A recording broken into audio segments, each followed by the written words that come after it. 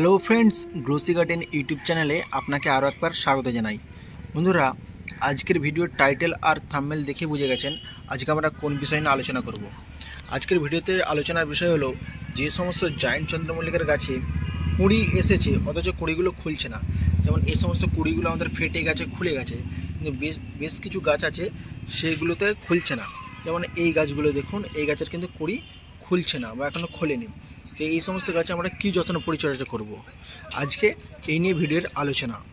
আগেই বলি, পূর্ববর্তী যে সমস্ত ভিডিওতে আমরা জায়ান্ট চন্দ্রমল্লিকা নিয়ে আলোচনা করছি সেখানে বলেছি যে জায়ান্ট চন্দ্রমল্লিকা গাছ খুব একটা বেশি খাবার পছন্দ করে না এবং তার বার্ড কিভাবে আমরা কাটবো।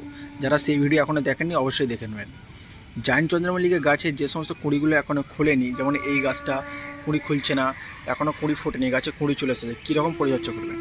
প্রথমত জায়ান্ট চন্দ্রমল্লিকা গাছে কিন্তু অতিরিক্ত খাবার দেওয়া যায় না।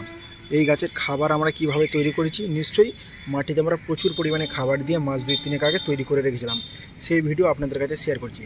এরপর এই সমস্ত যে মাটিতে খাবার খেয়ে সেই খাবার খেয়ে এই গাছ কিন্তু বড় হয়েছে, সমস্ত গাছ বড় হয়েছে এবং গাছে কুঁড়ি চলে এসেছে।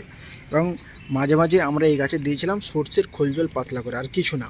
কিন্তু এখন যে সমস্ত গাছে কুঁড়ি আসেনি সেই সমস্ত গাছের পরিচর্যা একটু আলাদা। যেগুলোতে কুঁড়ি খুলছে না এই সমস্ত গাছে আমরা কি খাবার দেবো? এক্ষেত্রে আমরা এনপিকে জাতীয় খাবার দেবো।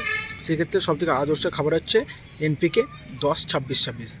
এই এনপিকে 10-26-26 এমন একটি খাবার, যে সমস্ত গাছে কুঁড়ি এসেছে খুলছে না, যদি এই খাবার আমরা গাছের গোড়ায় দিয়ে দিতে পারি তাহলে অবশ্যই করে দেখবেন 1 সপ্তাহ থেকে 10 দিনের মধ্যে আস্তে আস্তে কিন্তু কুঁড়ি খুলতে শুরু করেছে। তাই অবশ্যই করে আমরা যে সমস্ত গাছে কুঁড়ি করছে না আমরা এই খাবারটা দিয়ে দেবো। কীভাবে খাবারটা দেবো? এই গাছে অতিরিক্ত খাবার দিলে কিন্তু মাথা মোটা হয়ে যায়, তাই আমরা অল্প পরিমাণে খাবার দেবো। এই একটা 6 ইঞ্চির টব, এই 6 ইঞ্চির টবে আমরা ঠিক এমন গুঁড়ো দানা যদি হয়, এর 1 চিমটে পরিমাণ খাবার আমরা এই চারিদিক থেকে এভাবে দিয়ে দেবো। আর যদি গ্র্যানুয়েলস হয়, মানে একটু বড় হয়, তাহলে সেক্ষেত্রে আমরা এই 6 ইঞ্চি টবের জন্য 6টা দানা দিয়ে দেবো।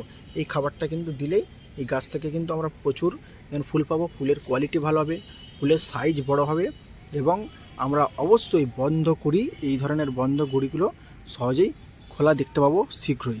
তো আজকের এই ছোট্ট একটি প্রতিবেদন ছিল, জাস্ট যে সমস্ত গাছে কুঁড়ি এসেছে অথচ খুলছে না, সেই নিয়ে আজকের ভিডিওটা ছিল। যদি ভালো লাগে অবশ্যই ভিডিওটি একটি লাইক, কমেন্ট, শেয়ার করবেন, বেশি বেশি গাছপ্রেমী বন্ধুদের মধ্যে শেয়ার করবেন।